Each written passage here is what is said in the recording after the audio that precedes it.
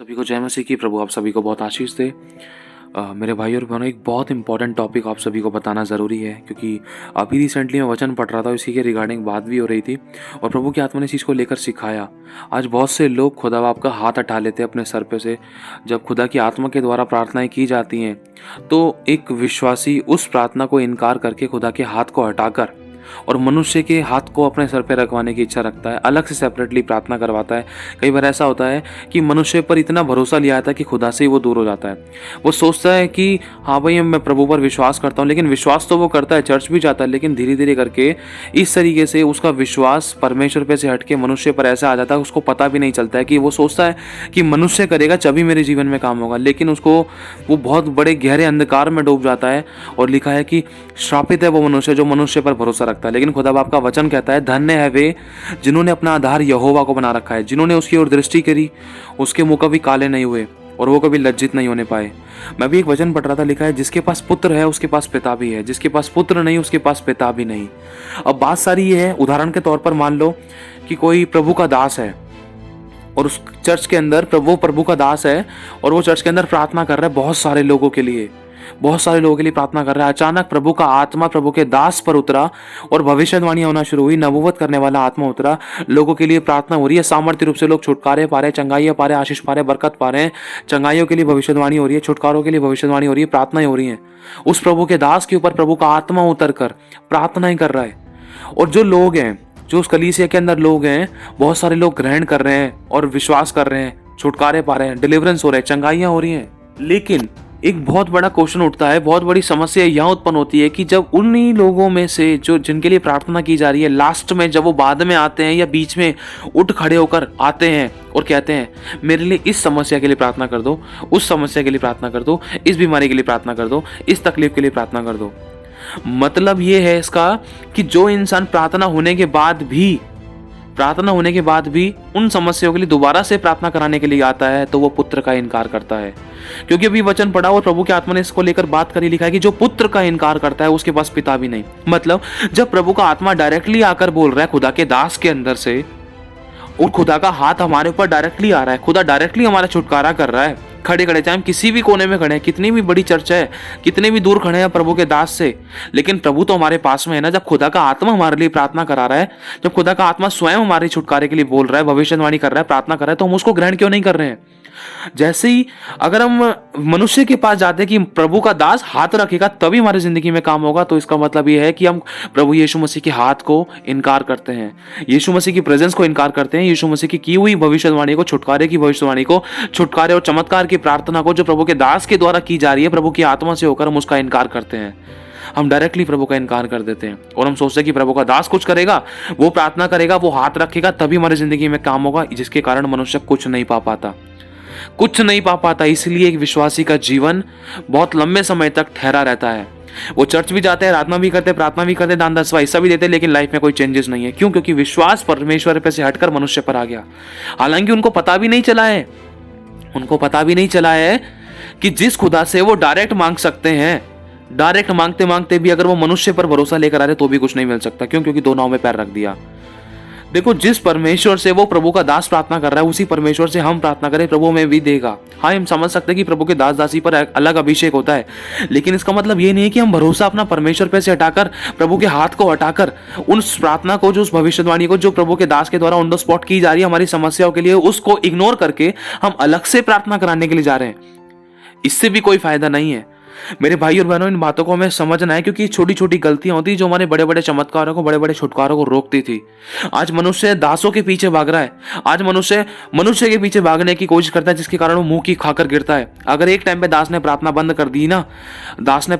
बंद कर दिया, तो इंसान, वो विश्वासी, उसको गिरने के अलावा कुछ नहीं मिल सकता। क्यों? क्योंकि उसने परमेश्वर के हाथ को कभी अपने ऊपर रहने नहीं दिया। उसने प्रभु के हाथ को जो डायरेक्टली उस पर आया था उसको समझा ही नहीं, कभी उसको महसूस ही नहीं किया। जिस दिन दास ने प्रार्थना करना बंद करी, तो विश्वासी कैसे चलेगा, कैसे विश्वास करेगा, कैसे उसकी जिंदगी में चमत्कार होंगे, कैसे उसकी जिंदगी में काम होंगे? काम हो ही नहीं सकते। क्यों? क्योंकि जब उसका उठने का समय था, जब उसके ऊपर हाथ आ रहा था, उसने उस चीज को इग्नोर किया, उस चीज को महसूस ही नहीं किया, उस बात को, सामर्थ को, उस अभिषेक को, उस भविष्यवाणी को, उस प्रार्थना को अपने लिए ग्रहण ही नहीं किया, उसको समझा ही नहीं। जब प्रार्थना हो रही थी उस समय ध्यान कहीं और लगा दिया, या तो सो गए या तो अपने यहाँ कॉन्सेंट्रेट ही ऐसा कर लिया कि प्रार्थना आराधना के समय में शैतान ने उनको ऐसा भटका दिया कि वो अपने लिए उस चमत्कार को, उस छुटकारे को, उस प्रार्थना को, उस भविष्यवाणी को ग्रहण ही नहीं कर पाए। लेकिन जब प्रार्थना खत्म होगी तब बाद में याद आता है कि हाँ, प्रभु के दास से प्रार्थना कराओ। खुदा का हाथ जब हमारे पर डायरेक्टली आ रहा है, उस समय हमने उस समय उस बात को, जो घोषणाएं की जा रही थी, जो भविष्यवाणियां की जा रही थी, उस पर हमने ध्यान ही नहीं दिया। एक ये भी बहुत बड़ा कारण है कि हम खुदा के हाथ को, जो खुदावन डायरेक्टली रखता है, हम उसका इनकार करके हम सोचते कि हमारे सर पे, हमारे भेजे पे कोई खुदा का दास हाथ रख दे या कोई अलग से हमारे लिए प्रार्थना कर दे।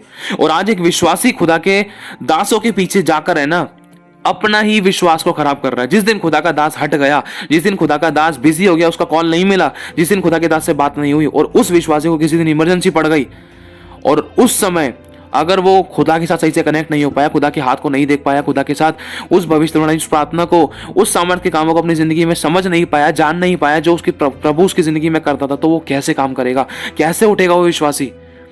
ये तो सीधी बात है।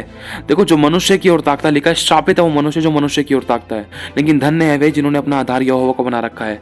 लिखा है, ना प्रधानों पर भरोसा रखना, ना हाकिमों पर भरोसा रखना, क्योंकि वे मिट्टी से बने, मिट्टी में मिल जाएंगे, लेकिन धन्य वे है जिन्होंने उसकी ओर दृष्टि की है। तो आज हमें इस बात का हमेशा ध्यान रखना है कि जब प्रार्थनाएं की जा रही हैं, अगर हम उस मीटिंग में ज्वाइन है, उस चर्च में ज्वाइन है, उस कलीसिया में जुड़े हुए हैं, और जब प्रभु का दास प्रार्थना कर रहा है, माइक में प्रार्थना कर रहा है, या वो प्रार्थना ऐसी की जा रही कि वो हमारे कानों में पहुंच रही है, और अगर हम उस समय उस प्रार्थना को अपने लिए ग्रहण करें, चाहे वो छुटकारे का शब्द है, चाहे वो आशीष का शब्द है, चाहे वो बरकत का शब्द है, तो आपकी जिंदगी में चाहे चंगाई की आशीष चाहिए, चाहे छुटकारे, किसी प्रकार का छुटकारा चाहिए, चाहे धन का छुटकारा चाहिए, बस उस शब्द को अपने लिए ग्रहण करना। अगर तुम्हारी जिंदगी में काम ना हो तो कहना बस हमारे विश्वास में कमी है। प्रभु कहता है कि तुमने अब तक मेरे नाम से कुछ मांगा ही नहीं है। हम प्रभु के नाम से नहीं मांगते हैं, हम तो खुदा के दासों से सोचते हैं कि वो दास प्रार्थना कर देगा तो ही हमारी जिंदगी में काम होगा। हम तो डायरेक्टली खुदा के पास आते ही नहीं, अगर आते हैं तो भी हम पूरी तरीके से मांगते नहीं, अगर मांगते हैं तो उसके अनुसार विश्वास करते नहीं, अगर विश्वास करते हैं तो कर्म नहीं करते हैं। एक तरफ दास से प्रार्थना करा लेते हैं, एक तरफ प्रभु से प्रार्थना करते हैं, प्रभु से प्रार्थना कर रहे हैं, दूसरी तरफ दास से करा ली। अरे क्या अपनी प्रार्थना पे भरोसा नहीं है? अगर चलो प्रार्थना प्रभु के दास से करा ली, तो उस प्रभु के दास से प्रार्थना कराने के बाद भी क्या भरोसा नहीं? क्या दोबारा से हमें बोलना जरूरी है? प्रभु का दास जब प्रार्थना कर रहा है, प्रभु की आत्मा में होकर जब वो प्रार्थना हमारे लिए की जा रही है, जब वो हमारी परिस्थिति को लेकर बात कर रही है, वो प्रार्थना कि हाँ भाई मुझे कोई बीमारी थी और प्रभु के दास ने, प्रभु की आत्मा ने प्रभु की दास के द्वारा, मुख के द्वारा होकर मुझे बोल दिया कि मैं चंगा हो चुका हूँ, मैं चंगी हो चुकी हूँ, तो क्या मुझे उस प्रार्थना पर भरोसा नहीं जो खुदा बाप ने कहा है उस दास के द्वारा? जब प्रभु स्वयं कह रहा है मेरी समस्या, मेरी परिस्थिति को जानकर मुझे प्रार्थना का विषय बताने की भी जरूरत नहीं है, लेकिन प्रभु ने कह दी तू चंगा हो चुका है, चाहे तन की रोग है, चाहे मन का रोग है, चाहे कोई भी नौकरी बिजनेस की समस्या वो खत्म हो चुकी है, परेशानियां खत्म हो चुकी है और मैं चंगा हो चुका हूं, मुझे आशीष मिल रही है, तो वो मेरे लिए की जा रही है। लेकिन अगर मेरा विश्वास कि ये है कि मैं अलग से प्रभु के दास को बोलूं, अलग से मेरी बात प्रभु के दास से हो, या मैं अलग से प्रभु के दास के पास जाऊं, आगे जाऊं, सर पे हाथ रखवाऊं, या फिर मैं अलग से मैं प्रभु के दास से बोलूं तब वो मेरी लग से प्रार्थना करे, तो इसका मतलब ये है कि जो परमेश्वर के पुत्र हमारे प्रभु यीशु मसीह ने हमारे सर पे हाथ रखा है, हमारे छुटकारे और आशीष बरकत को खोला है प्रभु के दास के द्वारा, हम उस हाथ को हटा रहे हैं, पुत्र का इनकार कर रहे हैं, उन भविष्यवाणी को, उन प्रार्थना का, उस छुटकारे का, उस चंगाई का, उस चमत्कार का इनकार कर रहे हैं। और जिसके पास पुत्र नहीं, जो पुत्र का इनकार करता है उसके पास पिता भी नहीं है, और जिसके पास पिता नहीं है उसके पास पुत्र नहीं है। अब बात सारी ये है, लिखा है कि जो छोटे से छोटे को ग्रहण करता है वो मुझे ग्रहण करता है। आज हम छोटे से छोटे को, चाहे प्रभु का दास है, चाहे कोई प्रभु का छोटा सा विश्वासी है, अगर हम उनके द्वारा भी प्रार्थना, अगर कोई हमारे लिए प्रार्थना कर रहा है, अगर उस प्रार्थना को भी विश्वास से ग्रहण करते खुदा कि उसके अंदर वो मनुष्य नहीं वरन तेरा आत्मा होकर प्रार्थना कर रहा है और प्रार्थना मेरे लिए की जा रही है, और मैं विश्वास करता हूँ, मैं विश्वास करती हूँ कि मैं छुटकारा पाऊंगी, मैं छुटकारा पाऊंगा, और मैं ये विश्वास करती हूँ मुझे दोबारा प्रार्थना की जरूरत नहीं पड़ेगी। हमें अंगीकार करना है और ये विश्वास के साथ चलना है कि हमें दोबारा प्रार्थना की जरूरत नहीं पड़ेगी। जब प्रार्थना होगी तो हमारी जिंदगी में काम होगा। अभी हमारे ऊपर है, अभी हमारे शब्दों में, ये हमारे व्यवहार में है कि जब डायरेक्टली हमारे लिए प्रार्थना की जा रही है, हमें उसको ग्रहण कर हम उस पर धन्यवाद कर रहे हैं कि हाँ प्रभु तूने मुझे दे दिया, या फिर हम अलग से प्रार्थना कराने की सोच रहे हैं कि हाँ मेरे लिए अलग से प्रार्थना तो बढ़िया रहेगा। देखो, अलग से प्रार्थना कराने के लिए मना नहीं है। अगर आप इमरजेंसी में हो, आप कहने का मतलब अगर आपके लिए प्रार्थना नहीं हुई है, या आप लेट पहुंचे हो, या आप पहली बार आए हो और आपको पता नहीं है कि कैसे क्या होता है, और आप पहली बार आए हो वो भी आप उस समय पर नहीं है जिस समय प्रार्थना हो रही थी, तो उस समय आप बाद में जाकर प्रार्थना करा सकते हो, क्योंकि वो आपकी जायज़ बात है। आप कर सकते हो, मिल सकते हो, बातचीत कर सकते हो, ताकि आपका विश्वास बढ़े, ताकि आप जानो। लेकिन जो पहले से ही ऑलरेडी मौजूद है, जिनको पता है, जिनको नॉलेज है कि मीटिंग कब होती है, कैसे होती है, चर्च में कैसे प्रार्थना होती है, क्या करते हैं क्या नहीं करते, आत्मा कैसे बात करता है, कैसे प्रार्थना होती है, कैसे सामर्थ्य होता है, कैसे छुटकारे होते हैं, कैसे प्रभु का दास प्रार्थना करता है, कैसे मैं ग्रहण करना होता है कैसे हमारे लिए भविष्यवाणी होती हैं। तो उनको तो सब मालूम है, लेकिन हमें जानने के बाद भी अनजान नहीं होना है। इससे दास का कोई नुकसान नहीं है, प्रभु का कोई नुकसान नहीं, नुकसान हमारा खुद का था। तो मेरे भाई और बहनों, आज हमें इस बात का खासकर ध्यान रखना, जब एक बार हमारे लिए प्रार्थना की जाए तो बस हमें अपने विश्वास और कर्म के अनुसार उस बात को प्रकट करना है कि हाँ, हमारे लिए प्रार्थना होगी, खुदा की आत्मा ने खुदा के दास के द्वारा होकर प्रार्थना की है। चाहे वो छोटा बच्चा है कोई, चाहे कोई बड़ा बच्चा है, जब प्रार्थना की जा रही है तो उसको विश्वास से अपने लिए ग्रहण करो और चमत्कार तुम्हारे सामने होगा। क्यों? क्योंकि आपने खुदा के हाथ को ना हटाकर वरन प्रभु की उस बात पर, उस भविष्यवाणी पर, उस प्रार्थना पर, उस छुटकारे पर विश्वास किया जो प्रभु की आत्मा ने दास के द्वारा होकर हमारे लिए बोले हैं और खोले हैं। लेकिन याद रखना, बात सुनने में बहुत छोटी लग सकती है, लेकिन ये बड़े बड़े छुटकारे को रोकने की सामर्थ्य रखती है छोटी सी कमी।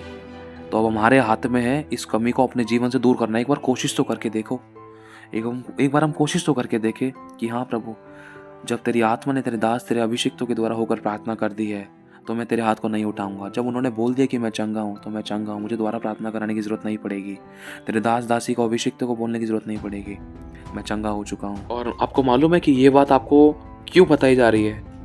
जो काम प्रभु यीशु मसीह के चेले भी नहीं कर पाए थे ना, जो दुष्ट आत्मा चेले भी नहीं निकाल पाए थे, वो दुष्ट आत्मा यीशु ने निकाल दी थी। इसीलिए प्रभु चाहता है कि हम प्रभु के डायरेक्ट हाथ को ना हटाकर वरन उस भविष्यवाणी को, उस प्रार्थना को, उस चंगाई को, उस छुटकारा को जो आत्मा में होकर दास के मुख के द्वारा की जा रही है, उसको अपने लिए ग्रहण करें। क्योंकि कई बार होता है जो छुटकारे प्रभु के दास के, दासी के वश में नहीं होते ना, वो छुटकारे यहोवा के वश में होते हैं। तो इसीलिए मेरे भाई और बहनों, हमें खुदा के हाथ को नहीं हटाना है, क्योंकि इसमें नुकसान हमारा ही था। हम अपने ही छुटकारों को रोकते हैं किसी मनुष्य पर भरोसा रख के।